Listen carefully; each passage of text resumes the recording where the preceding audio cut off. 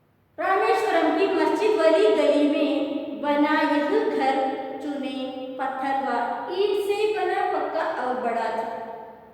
रामेश्वरम की मस्जिद वाली गली की, रामेश्वरम में मस्जिद है, वहाँ के गली में एक बड़ा मकान थे, वे अब्दुल कलाम जी के मकान थे।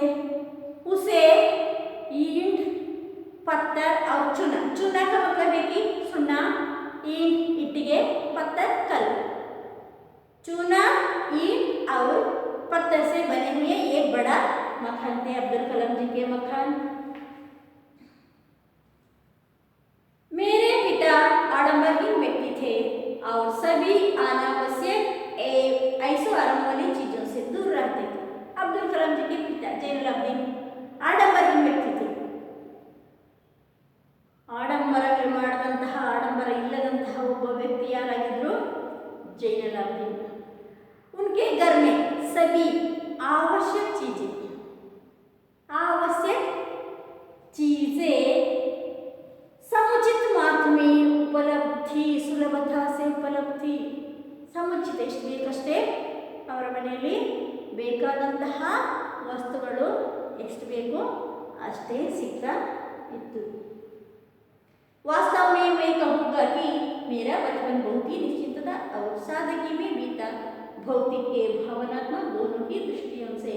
उन्होंने कहते हैं कि मेरा बचपन भौतिक और भावनात्मक दोनों की दृष्टियों से बहुत सादगी से बीता और निश्चिंतता से बीता। और ಏನು ಹೇಳ್ತಾರೆ ಅಂದರೆ, ನನ್ನ ಜೀವನ ನಿಜವಾಗಿಯೂ ಭೌತಿಕವಾಗಿಯೂ ಮತ್ತು ಭಾವನಾತ್ಮಕವಾಗಿಯೂ ಬಹಳ ಸರಳತೆಯಿಂದ ಮತ್ತು ನಿಶ್ಚಿಂತತೆಯಿಂದ ನನ್ನ ಬಾಲ್ಯವನ್ನು ನಾನು ಕಳೆದೆ ಅಂತ ಹೇಳಿ अब्दुल कलाम जी ಹೇಳ್ತಾರೆ। मैं प्राय अपनी माँ के साथ ही रसोई में नीचे बैठकर खाना खाया करता था। वे मेरे सामने केले का पत्ते बिछाती और फिर उस पर चावल एक सुगंधित स्वादिष्ट सांभर डालती, साथ में घर का बना अचार और नारियल की ताजी चटनी भी होती। अब्दुल कलाम जी अपनी माता के साथ रसोई में बैठते थे, रसोई घर में बैठकर, नीचे बैठते थे, जमीन पर बैठकर खाना खाते थे। तब उनकी माता केले के पत्ते बिछाती थी, केले के पत्तों पर चावल, स्वादिष्ट सुगंधित सांभर, उसके साथ घर से बने हुए अचार और नारियल की ताजी चटनी भी देती थी। अब्दुल कलाम जी ಅವರು ತನ್ನ ಅಮ್ಮನೊಟ್ಟಿಗೆ ರಸೋಯಿ का मतलब है कि ಅಡುಗೆ ಮನೆಯಲ್ಲಿ ಕೂತ್ಕೊಂಡು ಊಟ ಮಾಡ್ತಾ ಇದ್ರು। ಅಡುಗೆ ಮನೆಯಲ್ಲಿ ಕೂತ್ಕೊಂಡು ಊಟ ಮಾಡುವಾಗ ಅವರ ಅಮ್ಮ ಬಾಳೆ ಎಲೆಯನ್ನು ಹಾಕ್ತಾ ಇದ್ರು। ಬಾಳೆ ಎಲೆಯಲ್ಲಿ ಅನ್ನ, ಚಾವಲ್ ಅನ್ನ और ಸುಗಂಧಿ ಸ್ವಾದಿಷ್ಟ ಸಾಂಬಾರ್, ಒಂದು ರುಚಿಕರವಾದಂತಹ ಸಾಂಬಾರ್ ಹಾಕ್ತಾ ಇದ್ರು। ಅದರ ಜೊತೆಗೆ ಗಸೆ ಬನೆ ಹುಯಿ ಅಚಾರ್, ಮನೆಯಲ್ಲಿ ತಯಾರಿಸಿದಂತಹ ಉಪ್ಪಿನಕಾಯಿ ಅಚಾರ್, ಉಪ್ಪಿನಕಾಯಿ और नारियल की ताजी चटनी, ತೆಂಗಿನಕಾಯಿ, नारियल ಅಂತ ಹೇಳಿದ್ರೆ ತಾಜಿ ಚಟ್ನಿ, ಫ್ರೆಶ್ ಆದಂತಹ ತೆಂಗಿನಕಾಯಿ ಚಟ್ನಿಯನ್ನು ಕೂಡ ಹಾಕ್ತಾ ಇದ್ರು। समझ गए क्या? अब्दुल कलाम जी, आप ध्यान में रखना होगा, ऐसी अम्मा अब्दुल कलाम जी को खाने में क्या क्या देती थी। प्रतिष्ठित शिव मंदिर जिसके कारण प्रसिद्ध रामेश्वरम शिव मंदिर के कारण प्रसिद्ध तीर्थ स्थल है। शिव मंदिर के प्रसिद्ध शिव मंदिर है रामेश्वरम में, इस कारण से रामेश्वरम एक प्रसिद्ध तीर्थ स्थल है। हमारे घर पे 10 मिनट का पैदल रास्ता था। हमारे घर से, अब्दुल कलाम जी के घर से शिव मंदिर को जाने के लिए 10 मिनट का पैदल रास्ता था। ರಾಮೇಶ್ವರಂನಲ್ಲಿ ಒಂದು ಪ್ರಸಿದ್ಧವಾದಂತಹ ಶಿವ ಮಂದಿರ ಇತ್ತು, ಆ ಕಾರಣದಿಂದಾಗಿ ರಾಮೇಶ್ವರಂ ಒಂದು ಪ್ರಸಿದ್ಧ ತೀರ್ಥ ಸ್ಥಳವಾಯಿತು। ಅಲ್ಲಿಗೆ ಅಬ್ದುಲ್ ಕಲಾಂ ಜಿಯವರ ಮನೆಯಿಂದ 10 ನಿಮಿಷ ಕಾಲ್ನಡಿಗೆಯಲ್ಲಿ ಹೋಗ್ಲಿಕ್ಕಿತ್ತು। जिस इलाके में हम रहते थे वह मुस्लिम बहुल था, बहुल बहुत ज़्यादा। ಅವರು ಎಲ್ಲಿದ್ರು ಅಂತ ಹೇಳಿದರೆ, ಅವರಿರುವಂಥ ಸ್ಥಳದಲ್ಲಿ ಹೆಚ್ಚಾಗಿ ಮುಸ್ಲಿಮರು ಇದ್ರು, ಮುಸಲ್ಮಾನರು ಇದ್ದರು। लेकिन वहाँ कुछ हिंदू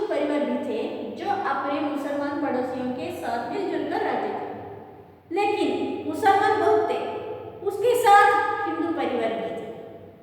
वे दोनों हिंदू और मुस्लिम दोनों मिलजुल कर रहते थे। ಎಲ್ಲರೂ ಕೂಡ ಒಟ್ಟಿಗೆ ಬೆರೆತು ಏನು ಮಾಡ್ತಾ ಇದ್ರು, रहते ಬದುಕ್ತಾ ಇದ್ರು। लेकिन वहाँ कुछ हिंदू परिवार भी थे जो अपने मुसलमान पड़ोसियों के साथ, पड़ोसी का मतलब है कि मुसलमान पड़ोसी, मुसलमान ಪಕ್ಕದ ಮನೆಯವರು ಮುಸಲ್ಮಾನರಿದ್ರು, ಅವ್ರ ಜೊತೆ मिलजुल कर रहते थे, ಎಲ್ಲರೂ ಒಟ್ಟಿಗೆ ಸೇರಿ ಬದುಕ್ತಾ ಇದ್ರು। हमारे इलाके में एक बहुत ही पुरानी मस्जिद थी जहाँ शाम को नमाज के लिए मेरे पिताजी मुझे अपने साथ ले जाते थे। अपने घर के पास एक मस्जिद थे, मस्जिद के और उनके पिताजी के साथ मस्जिद में नमाज पढ़ने के लिए शाम के समय अब्दुल कलाम जी जाते थे। अब्दुल कलाम जी मस्जिद को क्यों जाते थे? नमाज पढ़ने के लिए जाते थे। कब जाते थे? शाम के समय। शाम का मतलब शब्द है कि सुबह। रामेश्वरम मंदिर के सबसे बड़े पुजारी पक्षी लक्ष्मण शास्त्री मेरे पिताजी के अभिन्न मित्र थे। रामेश्वरम में मंदिर, कौन सा मंदिर? शिव मंदिर में पुजारी पक्षी लक्ष्मण शास्त्री थे। वहाँ के पुजारी कौन थे? रामेश्वरम मंदिर के सबसे बड़े पुजारी पक्षी लक्ष्मण शास्त्री अब्दुल कलाम जी के पिताजी जैनुलब्दीन के पक्के दोस्त, अभिन्न मित्र, क्लोज फ्रेंड ಅಂತ ಹೇಳ್ತೀರಲ್ಲ, ಅಂತಹ ಒಬ್ಬ ಫ್ರೆಂಡ್ ಯಾರಾಗಿದ್ರು? ಪಕ್ಷಿ ಲಕ್ಷ್ಮण शास्त्री। आध्यात्मिक मामलों पर चर्चा ये करते रहते थे। वे दोनों आध्यात्मिक मामलों पर, धार्मिक विचारों पर चर्चा करते रहते थे। ಅವರಿಬ್ಬರು ಕೂಡ धार्मिक विषयದ ಬಗ್ಗೆ ಚರ್ಚೆಯನ್ನು ಮಾಡ್ತಾ ಇದ್ರು। जब मैं प्रश्न पूछने लायक बड़ा हुआ तो मैंने पिताजी से नमाज की प्रासंगिकता के बारे में पूछा। वे कहते, जब तुम नमाज पढ़ते हो तो तुम अपने शरीर से इतर ब्रह्मांड का एक हिस्सा बन जाते हो, जिससे दौलत, आयु, जाति या धर्म पंथ का कोई भेदभाव नहीं होता।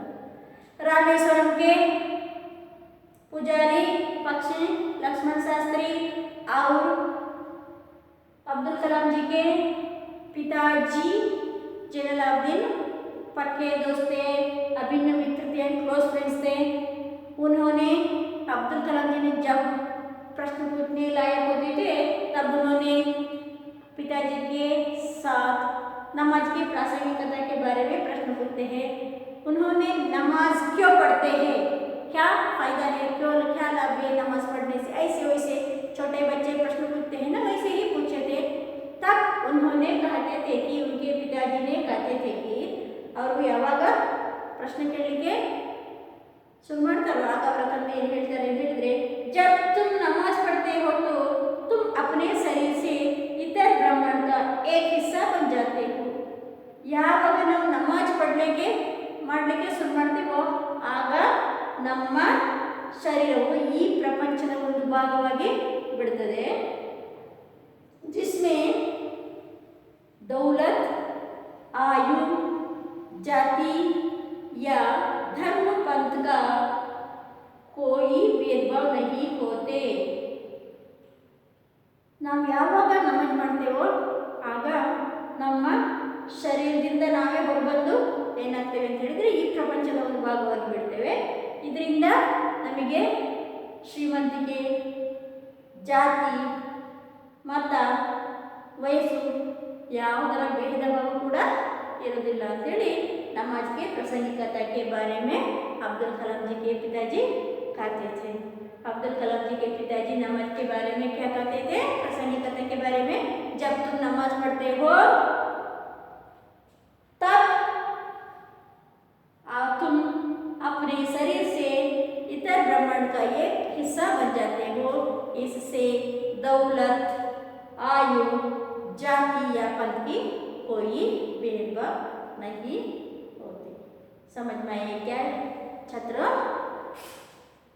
देखो, कस्बा का मतलब है कि छोटा शहर। समझ गए हैं? कस्बे अब्दुल कलाम जी के जन्म कहाँ हुआ? रामेश्वरम नामक एक छोटा सा कस्बे में। कहाँ के? तमिलनाडु में। समझ गए क्या? और इनका जन्म कहाँ हुआ, कब हुआ, कहाँ हुआ और कब हुआ? 15 अक्टूबर 1931 में तमिलनाडु के एक रामेश्वरम में हुआ। समझ गए हैं? और इन्होंने एक जन्मवादी राष्ट्रपति थे। कहाँ से कहाँ तक राष्ट्रपति बने थे? 25 जुलाई 2002 से 24 जुलाई 2007 तक राष्ट्रपति बने थे। इनके परिवार के बारे में और इन्होंने नमाज के बारे में क्या प्रश्न पूछते थे उसके बारे में आप लोग जानकारी प्राप्त की है ना। और अगले भाग को दूसरे कक्षा में हम लोग पढ़ेंगे, उसके बारे में आप लोग दूसरे कक्षा में जानेंगे। समझ में आया क्या?